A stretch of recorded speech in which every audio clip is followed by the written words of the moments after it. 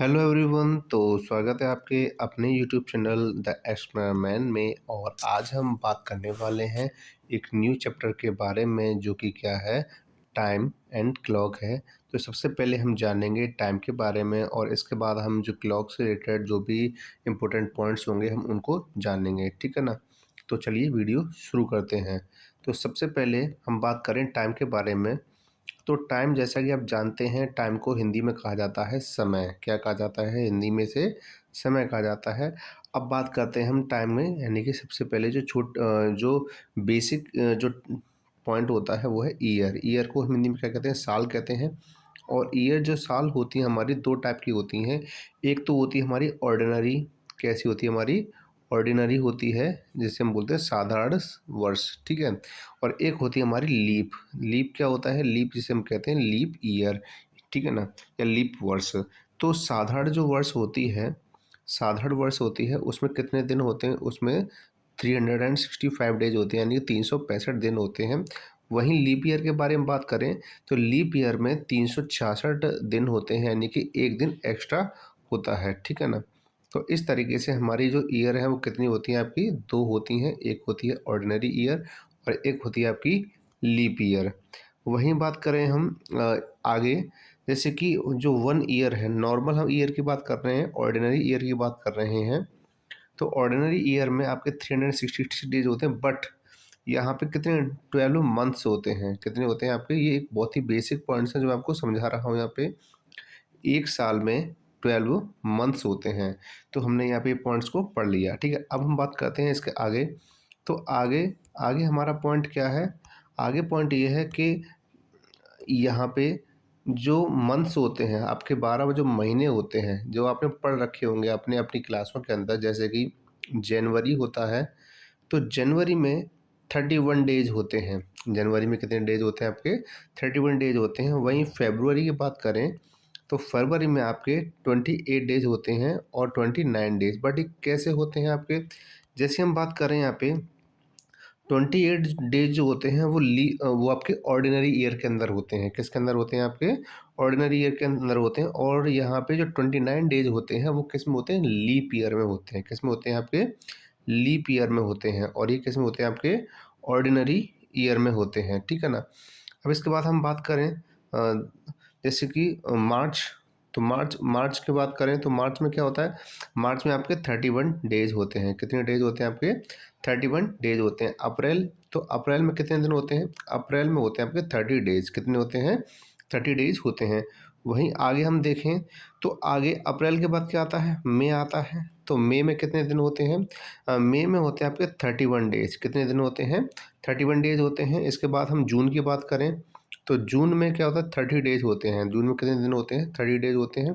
और जुलाई में कितने दिन होते हैं? जुलाई में दिन होते हैं आपके 31, यानी कि 31 डेज होते हैं। वहीं अगस्त देखें तो अगस्त में होते हैं आपके 31 डेज। इसके बाद सितंबर, तो सितंबर में कितने होते हैं? सितंबर में 30 डेज होते हैं। सितंबर कितने डेज होते हैं? 30। इसके बाद जो अक्टूबर है, अक्टूबर में कितने होते हैं? 31 डेज होते हैं। आगे हम देखें अक्टूबर के क्या अब बचे? 2 महीने। नवंबर, नवंबर में कितने दिन होते हैं आपके? 30 डेज होते हैं। और दिसंबर में,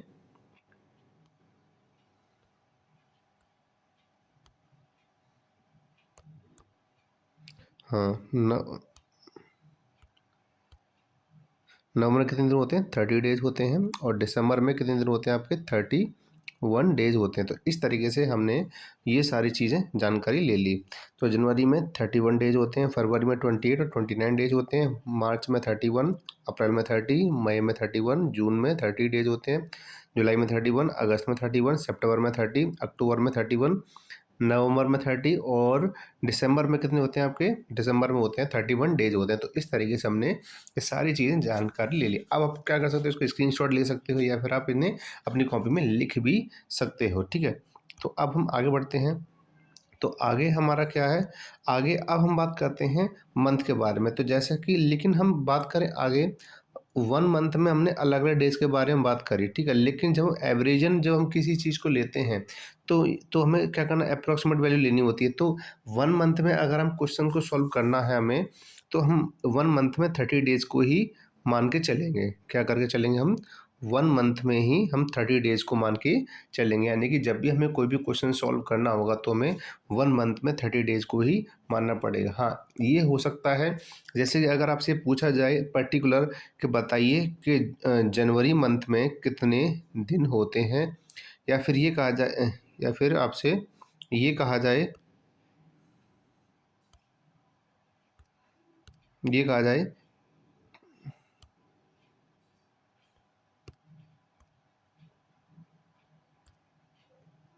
ये आपको पर्टिकुलर आपसे ये कहा जाए कि जनवरी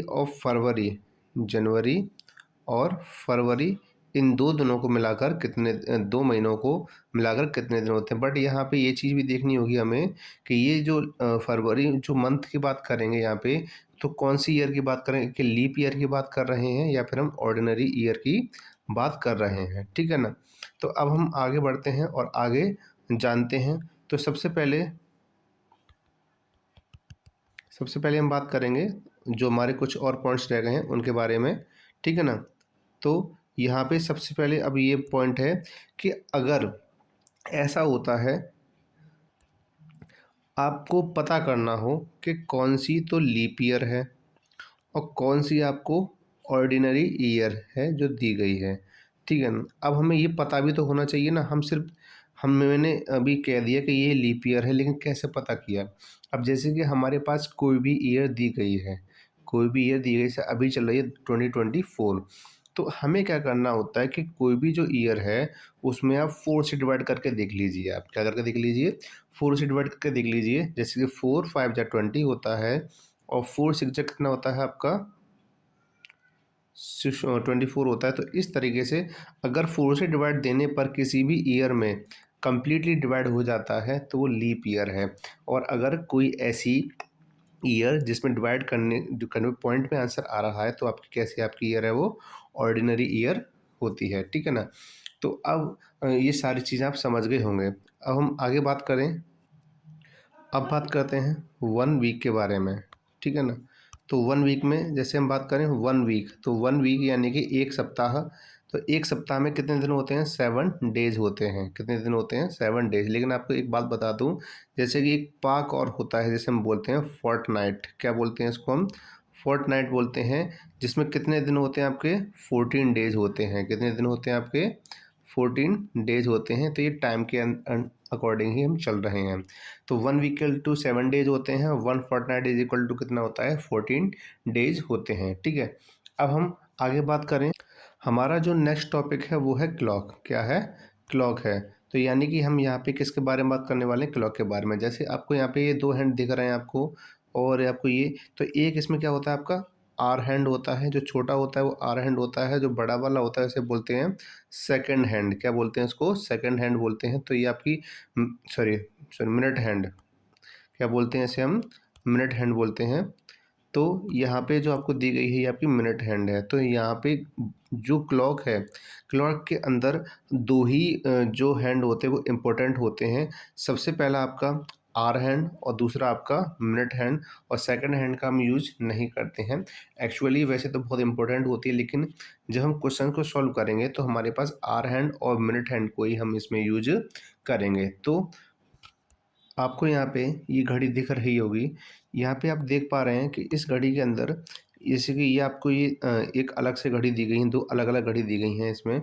आप इसमें अलग-अलग समय आपको शो हो रहा है, ठीक है। लेकिन अगर हम वहीं बात करें इस टाइम के बारे में, तो क्या होता है, सबसे पहले हम बात करें 1 डे। तो हमारे पास जैसे कि अभी हमने टाइम के बारे में बात की, अब वैसे ही हमें यहाँ पे जो क्लॉक है उसके बारे में बात करनी पड़ेगी। तो हमने 1 डे के में कितने होते हैं आपके, 24 आवर्स होते हैं, ठीक है।